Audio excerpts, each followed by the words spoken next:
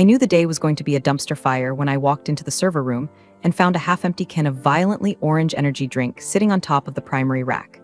It was sweating condensation onto a $10,000 piece of hardware like a nervous teenager at prom. This is my kingdom. It's 65 degrees, smells like ozone and expensive plastic, and usually, it's the only place in this godforsaken building where logic actually applies. But lately, logic has been packing its bags. I picked up the can with 2 fingers like it was a used diaper and tossed it into the recycling bin. I knew exactly who left it there. Braden, our new CTO. I put that in quotes because the only thing Braden knows about technology is that it looks cool in his Instagram stories. He's the CEO's son, 26-year-old frat paddle with a degree in business communications and a haircut that costs more than my car. He looks like he was 3D printed out of mayonnaise and nepotism. Listen, before I get into how I dismantled this kid's ego like a faulty hard drive, do us a favor. Hit subscribe and smash the like. It's the only dopamine hit I get these days besides watching a deployment go green. It helps the team, and honestly, it's cheaper than therapy. Thanks. Anyway, back to the impending train wreck. We're a Saw S company in Missouri. We make boring, reliable software for boring, reliable industries. I'm the back-end reliability specialist. That's corporate speak for the janitor of the internet. When the code poops the bed, I'm the one changing the sheets. I've spent 3 years building our uptime guarantee. I wrote the disaster protocols. I wired the failovers. I know the heartbeat of this system better than I know my own blood pressure, which, thanks to Braden, is hovering somewhere between stroke and explosion. Today was the big day. We were demoing a new feature to a potential investor worth $100 million. This investor, let's call him Mr. Big, wasn't some tech bro idiot. He was old money, serious money, the kind of guy who checks the tires before he buys the car. And Braden was leading the demo. I was sitting at my desk, burying my face in a mug of coffee that tasted like battery acid and despair, when Nate rolled his chair over. Nate is my work husband. He's a nervous front-end dev who looks like a startled deer that learned to code. Marcy, Nate whispered, looking around like he was selling contraband plutonium. Have you seen the demo environment setup? No, I said, not looking up from my logs. And I don't want to. Watching Braden configure a server is like watching a monkey try to perform open-heart surgery with a spoon. It's messy and everyone dies. He changed the routing, Nate said, his voice dropping an octave. He said the latency on the sandbox was killing the vibe. He wants it snappy. My head snapped up. He did what? He bypassed the load balancer, Nate squeaked. I felt a cold shiver go down my spine. Kind you get when you realize you locked your keys in the car with the engine running. Bypassing the load balancer on a live demo with real data? That's not just stupid, that's suicidal. It's like taking the brakes off a Ferrari because they weigh too much. I stood up, my knees popping like bubble wrap. I'm going to kill him. I'm going to strangle him with an Ethernet cable. Marcy, stop, Nate hissed, grabbing my arm. You can't. The CEO is in there with him. You're doing a dry run. If you go in there and start speaking nerd, they'll just say you're being negative. You know how they are. Good vibes only, Marcy. Solutions, not problems, Marcy. I hated that he was right. I sat back down, the rage simmering in my gut like bad sushi. This is the problem with modern tech. It's run by people who think the cloud is actual magic, and not just a server farm in Virginia consuming enough electricity to power a small country. Think you can just manifest uptime. So what am I supposed to do? I asked, staring at my screens. Just wait for the crash. They told me to tell you to stand by, Nate said, looking at his shoes. Just be available in case, I repeated. In case the golden boy trips over his own ego, I looked at the clock. The demo was in 4 hours. I pulled up the system logs. If Braden was messing with the routing, I wanted to see exactly how bad it was. I wanted a front row seat to the apocalypse. I started typing, my mechanical keyboard sounding like gunfire in the quiet office. I wasn't just going to stand by. I was going to document this murder. Because in my line of work, if it isn't in the logs, it didn't happen. And I had a feeling that by the end of the day, someone was going to try to rewrite history. I just didn't realize that someone was planning to write my obituary. I put on my noise-canceling headphones, not playing any music, just enjoying the silence, which is the rarest commodity in an open-plan office. I dove into the access logs. Usually looking at logs is as exciting as watching paint dry, but today it was like reading a crime thriller. Here's the thing about servers, they don't lie. People lie. People say I didn't touch that setting, or it was working fine yesterday. But the logs are the snitches of the digital world. They see everything, they record everything, and they never forget. I filtered for administrative actions taken in the last 6 hours, and there it was. A trail of slime leading right to Braden's credentials. User, BMAC to action, disable failover protocol timestamp. 08:42 a.m. He didn't just bypass the load balancer. He disabled the failover. For those of you who don't speak geek, imagine a skydiving instructor packing a parachute, and then, right before the jump, he cuts the cord to the reserve chute because it looks bulky in photos. That's what Braden did. He turned off the safety net. But why? Why would anyone be that stupid? Stupidity usually has a pattern. You see someone try to fix something, fail, and make it worse. This wasn't that. This was clean, surgical. He went straight to the config file and commented out the rescue lines. I felt a pit form in my stomach. This wasn't just incompetence. This felt like sabotage. But who sabotages their own demo? I messaged Nate on Slack. Nate, come look at this. Don't make a face, just look.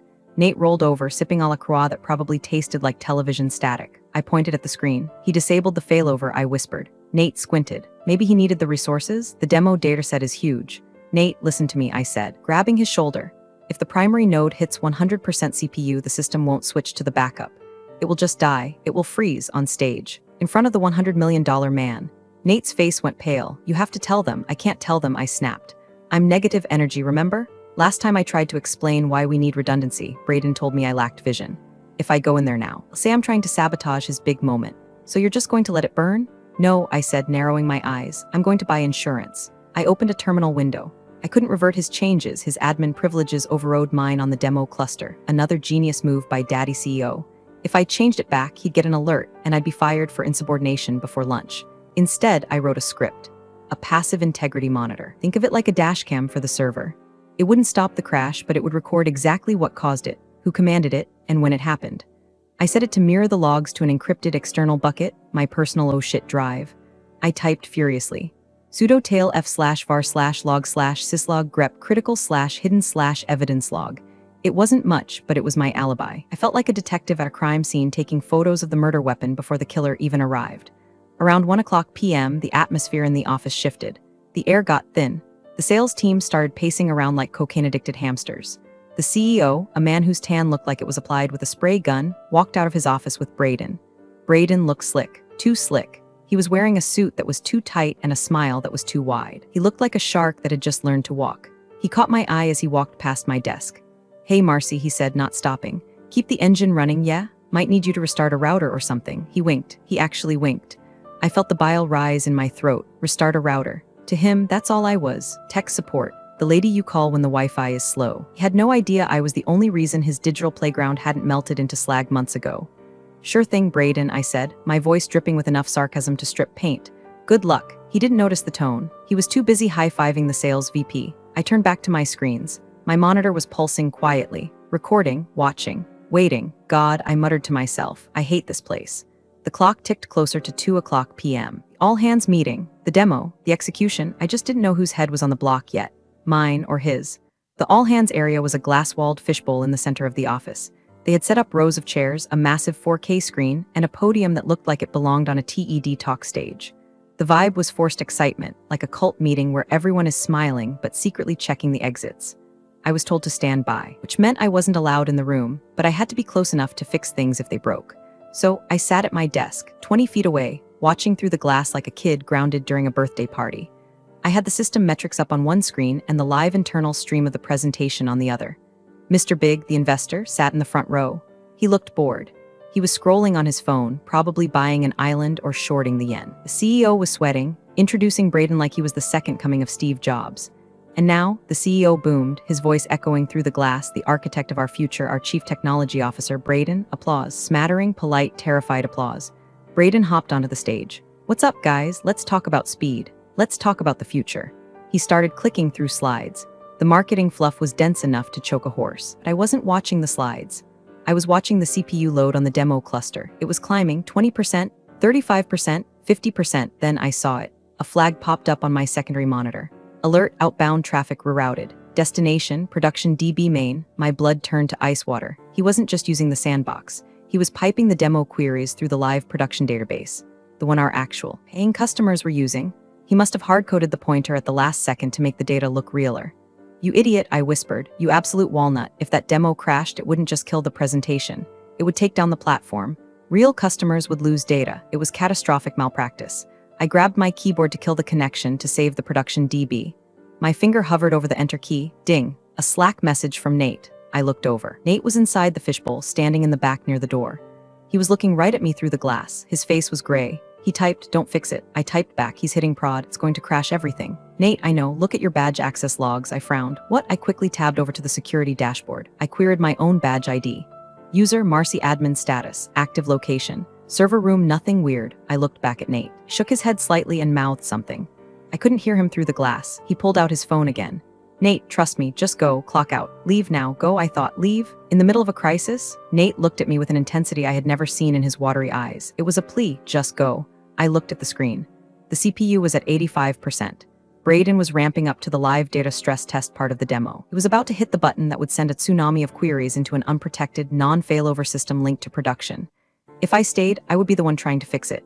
And if I was the one typing when it crashed, guess whose fingerprints would be on the murder weapon? Blame the mechanic, I muttered. It's the oldest trick in the book. If the car crashes, blame the person who last touched the engine. I understood. Nate knew something I didn't. I stood up. My legs felt heavy. I grabbed my bag. I didn't lock my screen. I left the monitoring script running, the terminal window glowing green with the truth.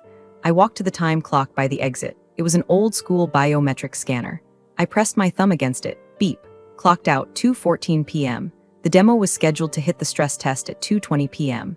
I pushed open the heavy glass doors to the lobby. The receptionist, nice girl named Tiffany who thought cloud computing meant we worked with weather data, looked up. Leaving early, Marcy? Doctor's appointment, I lied. Migraine, oh, hope you feel better. I doubt it, I said. I walked out into the Missouri heat. It was humid and oppressive, sticking to my skin immediately. I walked to my car, a 10-year-old Subaru that smelled like old receipts and dog hair. I got in, locked the doors, and sat there. My hands were shaking. I had just abandoned my post. I had just violated every instinct I had as a reliability specialist. I started the car. The radio blared a country song about trucks and beer. I turned it off. I drove out of the parking lot, checking my rearview mirror. I half expected to see the building explode behind me. It didn't. But inside, I knew the digital equivalent of a nuclear meltdown was about 5 minutes away. I drove to a diner 3 miles down the road. I ordered a black coffee and a slice of pie I didn't want. I sat in the booth, staring at my phone, waiting for the world to end. The pie was cherry. It tasted like red dye number 40 and regret. I poked at the gelatinous filling with my fork, watching the steam rise from my coffee. The diner was empty except for a trucker in the corner eating eggs like he was angry at them. It was 2:45 p.m. My phone buzzed on the table. It vibrated so hard it rattled the silverware. I looked at the screen. Unknown number, local area code. I let it go to voicemail. It buzzed again immediately. Same number. I picked it up. Hello, Marcy, it's David Sterling. The name didn't register for a second. Then it hit me. David Sterling, Mr. Big, the $100 million investor. Why the hell was he calling my personal cell? Mr. Sterling. I sat up straighter, wiping a crumb of crust off my lip. Is everything okay? He laughed. It wasn't a happy laugh. It was a dry, incredulous bark. No, Marcy, everything is distinctly not okay. I'm currently standing in your parking lot while your CEO tries to explain why his son just nuked my database access. I closed my eyes. It happened. I said, keeping my voice steady. Did the demo fail? Marcy, the screen went blue, not just blue. Flashing error codes. Then the lights flickered. Then the fire alarm went off, apparently a server rack overheated. It was theatrical, I'll give it that. I'm sorry to hear that, I said, playing dumb. Here's the thing, Marcy, Sterling continued, his voice dropping. I just watched your CTO, and I use that term loosely, scream at your CEO. He said, and I quote, Marcy refused to provision the bandwidth. She sabotaged the script. My grip on the phone tightened until my knuckles turned white. Little weasel. He didn't just blame the legacy code, he blamed me personally. He said what? My voice was a low growl. He said you were in the server room messing with the load balancer right when it crashed. He claimed he saw you doing it. He said you have a vendetta against him because you didn't get the promotion. I felt the blood rushing in my ears, the audacity, the sheer, unadulterated balls on this kid. Mr. Sterling, I said, my voice shaking with rage. Wasn't in the server room. I know, Sterling said, and I could hear the smile in his voice. I paused. You? No? Yeah, funny thing about due diligence, Marcy. I don't trust slide decks, I trust logs. When the system crashed, I asked to see the access audit immediately. Your CEO tried to stall, but I insisted. I pulled the badge entry logs for the server room. He paused for effect. The last person to enter the server room was the janitor at 6 o'clock a.m. And you're back. You clocked out at 2:14 p.m. 6 minutes before the crash. Unless you can telepathically crash a server from the highway, you didn't do it. I let out a breath I didn't know I was holding. The air in the diner suddenly felt breathable again. Thank you, Mr. Sterling, I whispered. Don't thank me yet, he said. They don't know I know. I haven't shown them the logs yet. I just walked out. I wanted to call you first. Because if they're willing to lie about this, they're hiding something worse. They are, I said. The dam broke. He disabled the failover, Mr. Sterling. He bypassed the safety protocols to make the demo faster. He routed the test traffic through the production database. He risked every client we have for a faster load time. Silence on the other end. Do you have proof? He asked. His voice was cold now, business cold. I have a passive integrity monitor running on my workstation, I said. It's mirroring every admin command to an external bucket. I have the timestamps. I have the command lines. I have his user ID executing the override. Good, Sterling said. Don't come back to the office. Go home. Secure those logs. Make copies. Do not answer calls from the office. Can you do that? Yes. I'm going to let them stew for a bit, Sterling said. I want to see how deep they dig this hole. I'll call you tomorrow. Click. I stared at the phone. The trucker in the corner burped. I wasn't just an employee anymore. I was a witness, and I held the smoking gun. I took a bite of the pie. It still tasted like regret, but now it had a hint of sweet, sweet vengeance. I live in a small ranch house with a mortgage I tolerate and a cat named Pseudo who hates everyone. When I got home, I didn't turn on the lights. I went straight to my home office, a glorified closet with 3 monitors and an ergonomic chair that cost more than my couch, and fired up my personal rig. I logged into the external bucket where my integrity monitor had been dumping data. There it was. The autopsy report of a suicide mission. 14-19-55 user. BMAC2 command. Force reroute prod DB0114-20-02 system warning. Latency spike 400% 14-2015 user. BMAC2 command. Ignore warnings RF 14-2045 critical failure. Kernel panic. He had manually overridden the warnings. The system tried to save itself. It tried to scream stop hitting me, and he gagged it. It was brutal to read. It was like reading a transcript of someone driving a car into a wall while the GPS screamed turn around. My phone buzzed. It was Nate. Nate, are you safe? I'm home. What's happening there? Nate, it's a bloodbath. Braden is in the CEO's office. I can hear shouting through the walls. HR is running around with clipboards. They confiscated your laptop, Marcy. I smiled grimly. Let them have the laptop. The script had already uploaded the payload. The laptop was just an empty shell. Did they say anything about me, Nate? Yeah, Braden is doubling down. He's saying you set a logic bomb to trigger when you left. He's saying it was revenge for the VP promotion he got. That little. Nate, there's more. I heard him rehearsing this morning, in the break room. He was on the phone with someone. He said if the legacy stack can't handle it, we'll just blame the old guard and bring in Alpha Stream. My blood ran cold. Alpha Stream, they were a consulting firm, a digital transformation shop funded by the same VC group that Braden's frat buddies worked for. It wasn't just a mistake, it was a planned obsolescence. He wanted it to crash, maybe not this hard, but enough to justify firing the internal team, me and Nate, and outsourcing the contract to his friends. He tried to break it, but he broke it too hard. He burned the house down trying to collect the insurance money on the furniture. Nate, did you tell anyone this? Nate, God, no. I have a mortgage, Marcy. I'm terrified. They're asking for witness statements. Don't sign anything. Say you were in the bathroom. Say you saw nothing. I'll handle this. I put the phone down. Pseudo jumped onto the desk and purred, rubbing his face against the monitor, displaying the code that would end a man's career. You're right, buddy, I told the cat. It's time to go nuclear. I didn't call HR. HR works for the company. HR is there to protect the CEO from lawsuits, not to protect employees from the CEO's idiot son. If I went to HR, they would bury this. They would offer me a severance package with a non-disclosure agreement attached, and Braden would get a slap on the wrist. No, I needed a bigger gun. I opened a secure email client. I attached the logs. I attached the screenshots of the chat with Nate, redacting his name to protect the innocent coward. I drafted a subject line, evidence of intentional sabotage internal investigation. But who to send it to? Not the CEO, not the board, they were in the CEO's pocket.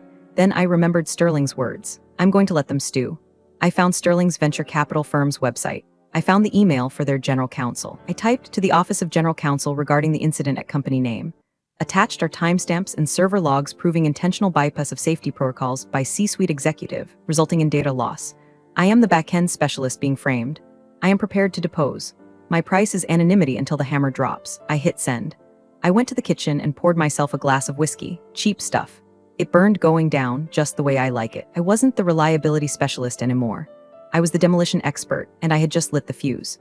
The next morning, I called in sick. I put on my best I might be dying of the plague voice, but I don't think the receptionist cared. She sounded like she had been crying. Okay, Marcy, I'll put it in the system.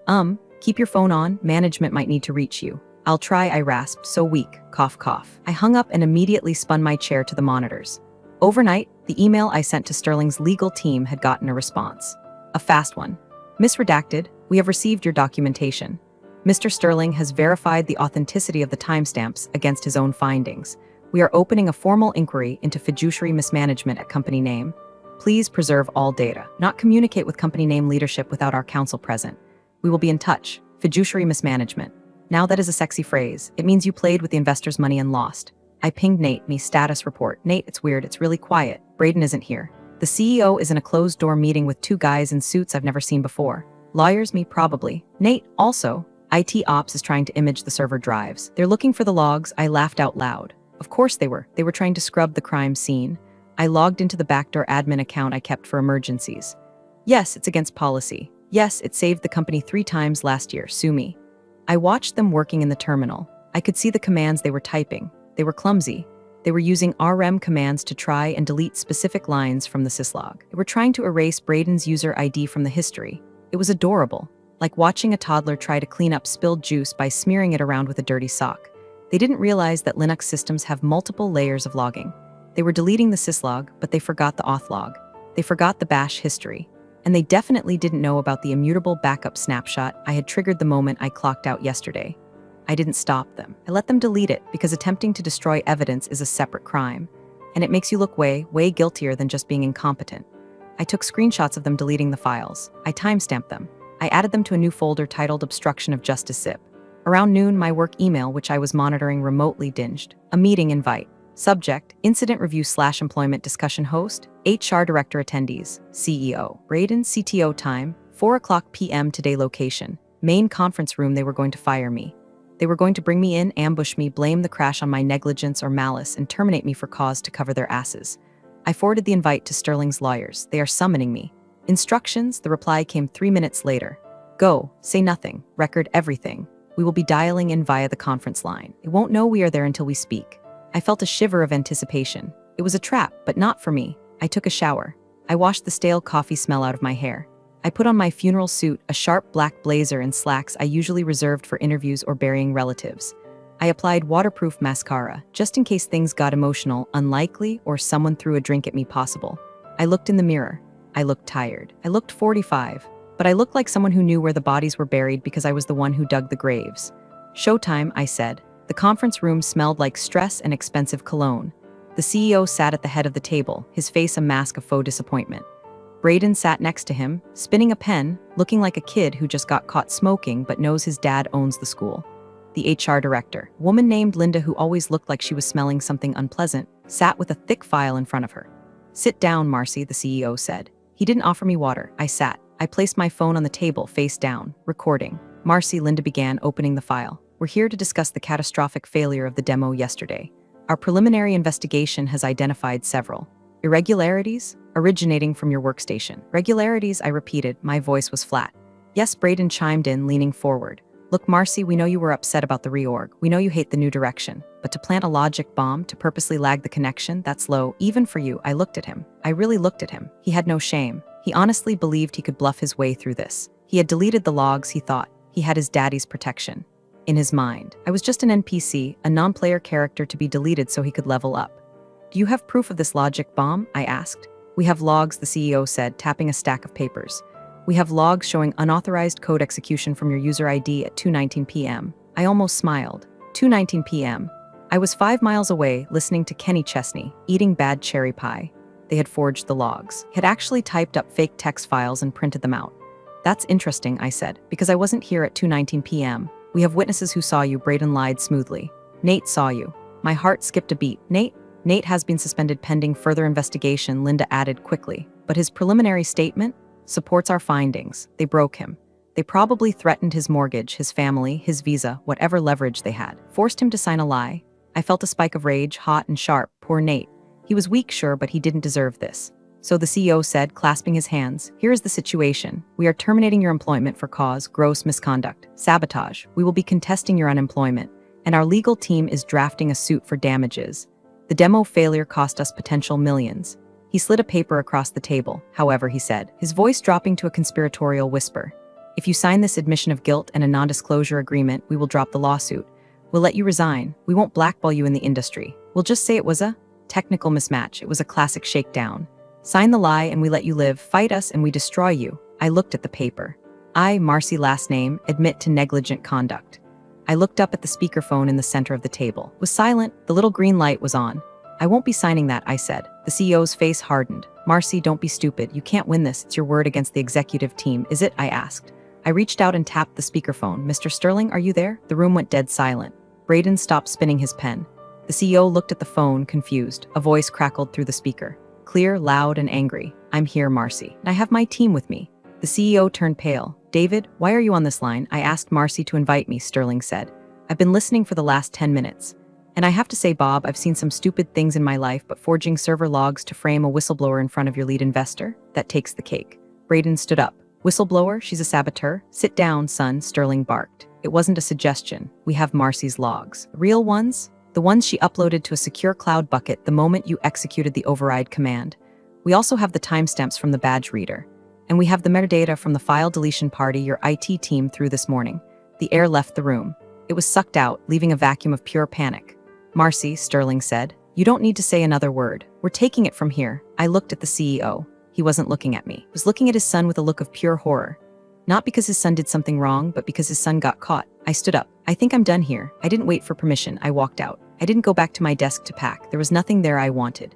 My plants were dead, my stapler was jammed, and the photos of my dog were already on my phone. I walked straight to the elevator. My heart was pounding, but it was a good pound. A victory rhythm. Thump, thump. We win, thump, thump, they lose. I made it to the lobby before I heard footsteps running behind me. Marcy, wait, it was the CEO, Bob. He was out of breath. He looked older than he did 10 minutes ago. His tan seemed to have grayed out. I stopped near the glass doors, but I didn't turn around completely. I gave him my profile, the I'm leaving angle. Marcy, please, he panted, catching up. There was a misunderstanding. I didn't know. Braden told me. He swore you didn't verify, I said, cutting him off. You're the CEO, Bob. Trust but verify. Isn't that what you put on the company mugs? He flinched. I can fix this. We can fix this. You don't have to leave. We need you. Obviously, we need you. I'll fire Braden. I'll fire him today. Just tell Sterling to back off. Tell him it was an internal training error. Please, he was begging. Man who tried to ruin my life 5 minutes ago was now begging me to save his funding. If Sterling pulled out, the company would collapse. The stock would be worthless.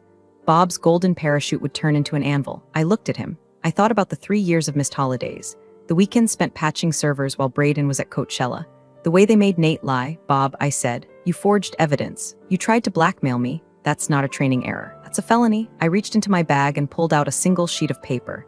I had typed it up at home just in case. It wasn't the admission of guilt they wanted. It was my resignation. I resign, I said, effective immediately. My consulting rate is $500 an hour with a 4-hour minimum should you need help handing over the keys to the next admin. He stared at the paper. Marcy? What have you done? I pushed the door open. The heat hit me again. This time it felt like a warm embrace. I fixed the uptime, Bob, I said.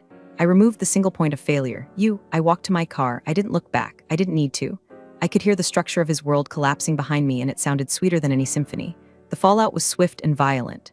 By the time I got home, my LinkedIn was blowing up. Turns out, when a major investor like Sterling cleans house, word gets around. The narrative wasn't Marcy crashed the server. It was Marcy stopped a Nepo baby from torching a $100M asset and brought the receipts. Sterling forced the board to convene an emergency session that night. Braden was fired. Not just fired, removed. Security escorted him out. Rumor has it he tried to steal a monitor on his way out for severance. Bob, the CEO, was placed on administrative leave, which is corporate speak for you're done. We're negotiating how much money we pay you to go away quietly. As for the company, it survived. Barely. Sterling brought in a new management team, adults this time. 2 days later, I was sitting on my porch, drinking a coffee that actually tasted good when my phone buzzed. It was Nate. Nate, they fired Braden. Bob is gone. The new interim CEO asked me to call you. They want you back. They're offering a 20% raise and the CTO title. I looked at the screen. CTO, it was the job I wanted for 5 years. It was the validation I craved, but then I remembered the glass wall. I remembered Nate looking at me, telling me to run, and then signing a paper saying I was a liar. I didn't blame him. He was a scared kid with a mortgage, but I couldn't work with him. I couldn't work in a building that had tried to eat me, tell them no thanks. Nate, what? Marcy, it's the CTO job. I took another offer, and I had. One of Sterling's portfolio companies, a cybersecurity firm in Denver, had reached out. Remote work, doubled salary, no nepotism, and my job title, Director of Reliability. I typed one last message to Nate, you're a good dev, Nate. But next time someone whispers go, don't just whisper it, scream it, and never sign the paper. I blocked his number, not out of malice, but out of necessity. Can't rebuild a bridge that's been burned, you just have to find a new river to cross. I walked inside and looked at my home server rack. The lights were blinking green, steady, rhythmic, reliable. I opened a bottle of sriracha and squirted a little bit into my takeout noodles. It burned. It was perfect. I had drank alone to the sound of servers humming for years, but tonight the hum sounded different. It didn't sound like a cage anymore. It sounded like an engine. And I was finally the one driving. We're all healed, or at least we're all patched. And in this industry, a stable patch is as good as a cure. Funny how the loudest people in the room are often the ones holding nothing up. Marcy didn't raise her voice, didn't cause a scene. She just kept the receipts and let the truth speak. And when the walls caved in, it wasn't because she pushed them. It was because they were built on ego and shortcuts. Some folks inherit titles, others earn their power quietly. Thanks for sticking around to the end, and as always, see you in the next one.